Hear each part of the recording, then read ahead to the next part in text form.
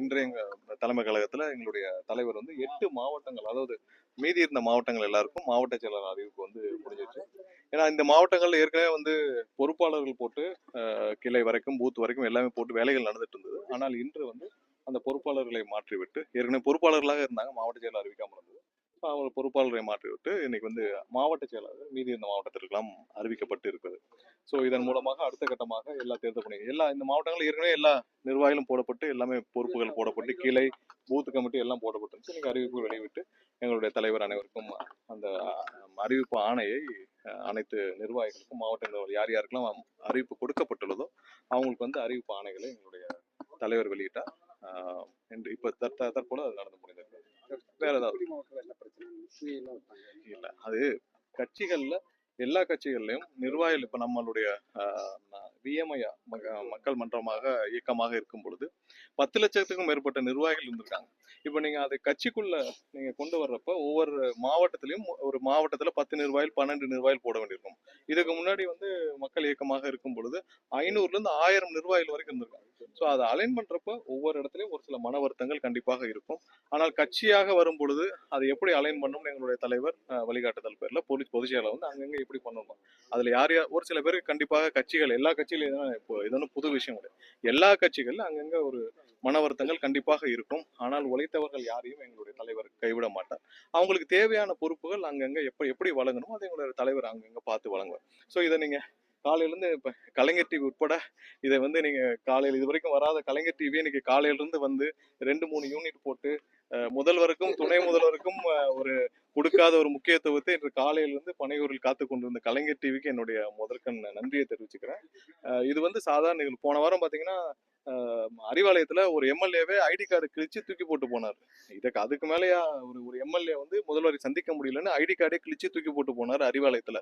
So இதற்கு மேலே கட்சியில நிர்வாக நியமனத்துல ஒவ்வொருத்தருக்கும் மன வருத்தங்கள் இருக்கும். ஸோ அதெல்லாம் ஏன்னா இப்பதானே கட்சி 2.5 வருஷம் ஆச்சு, மக்கள் இயக்கமா இருந்தது, எல்லாருக்கும் பொறுப்புகள் இருந்தது.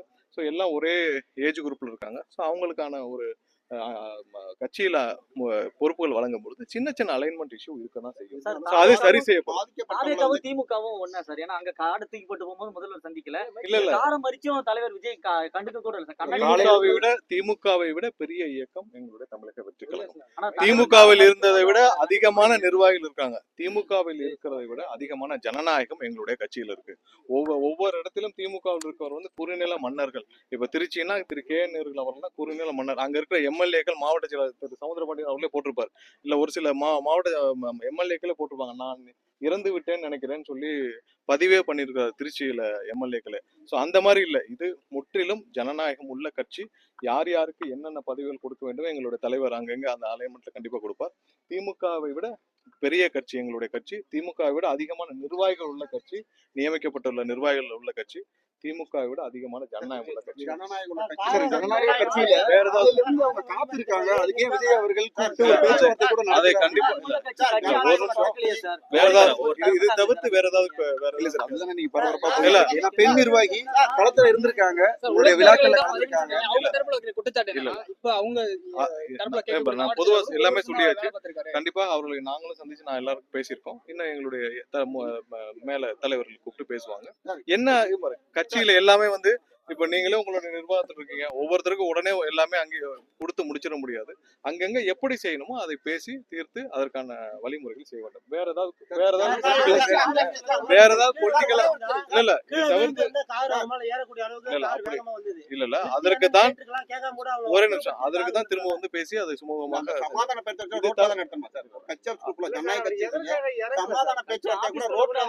நிகழ்ச்சி இருக்கும் பொழுது ஒரே நிமிஷம், நிகழ்ச்சி இருக்கிற பொழுது நிகழ்ச்சியை முடிச்சுட்டு தான் பேசுவோம். அதை நாங்க பேசிப்போம். வேற ஏதாவது இது தவிர்த்து வேற ஏதாவது கேள்வி இருந்தாலும் கேட்கலாம். விஜய் அவர்கள் இருந்தாங்க, கிளம்பும் போது கூட அவரை சமாதான பேச்சுவார்த்தை தவிர்த்து வேற ஏதாவது கேள்வி திசை திருப்புற வேலையா இருந்த மாதிரி இருந்தது சார்.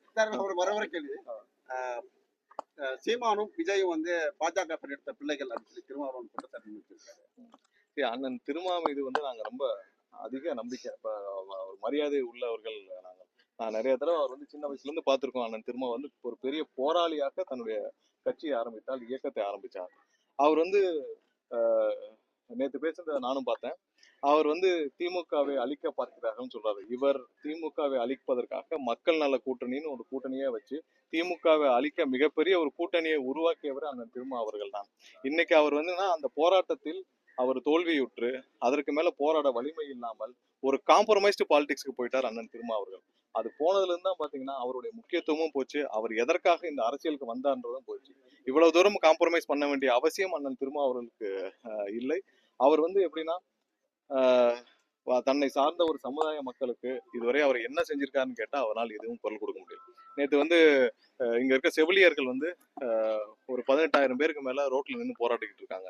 அதுல அவருடைய பட்டியலின சமுதாயத்தை சேர்ந்த அவர் யாருக்காக இந்த அரசியலுக்கு வந்தாரோ அதுல சமுதாயத்தை சேர்ந்த ஒரு 5,000-6,000 பேர் இருப்பாங்களா, அவங்களுக்காக குரல் கொடுத்திருக்க வேண்டிய அண்ணன் திருமா அவர்கள் இப்ப அரசு ஊழியர்கள், ஆசிரியர்கள் பணி நியமனம் கேட்டு இதுவரை டெட் எக்ஸாம்லாம் பாஸ் பண்ணி ஒரு 25,000 பேர் காத்துக்கிட்டு இருக்காங்க.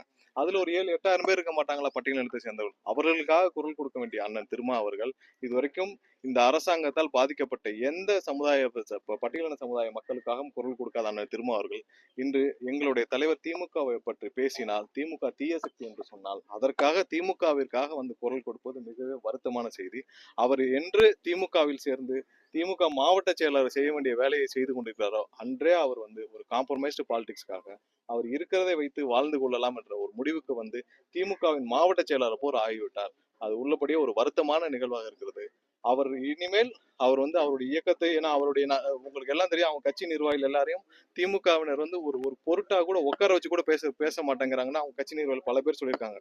இன்னைக்கு வந்து ஒரு அடிமைத்தனத்துல இருந்து மீட்பேன், ஒரு சுயமரியாதை கொண்டு வருவேன்னு சொல்லி ஒரு இயக்கத்தை ஆரம்பிச்சுட்டு இன்று அவருடைய கட்சியும் சேர்த்து அவரையும் சேர்த்து அவருடைய தொண்டர்களையும் வந்து திமுகவோட அடமானம் வைத்து விட்டார்ன்றது எங்களுடைய குற்றச்சாட்டு. தயவு செஞ்சு அண்ணன் திருமா அவர்கள் என்ன நோக்கத்துக்காக ஒரு போராளியாக வந்தார், அவரை பார்த்து பல பேர் நாங்கள்லாம் வியந்தோம். இன்று அவருடைய குறிக்கோள்னு மாறி ஒரு விடுதலை சிறுத்தைகள்னு இருந்தவர் வந்து இன்னைக்கு திமுக ஏவி விட்டு பாயும் ஒரு பூனையாக இருக்கிறார் என்பது வருத்தமான செய்தி. அவர் இனிமேலாவது தன்னை மாற்றிக்கொண்டு அவர் எதற்காக இந்த அரசியலுக்கு வந்தான்றதை உணர்ந்து அவர் பேச வேண்டும், செயல்பட வேண்டும் என்று கேட்டுக்கொள்கிறோம். நன்றி சார். அடுத்து அஜிதாவை கடந்து அதிக அளவுல வந்து மாவட்ட செயலாளர்கள் அதிருப்தி இருக்கு. சக கட்சியில இருக்கக்கூடிய திருச்சியில இன்னைக்கு காலையில அந்த 10 கோடி விவகாரம்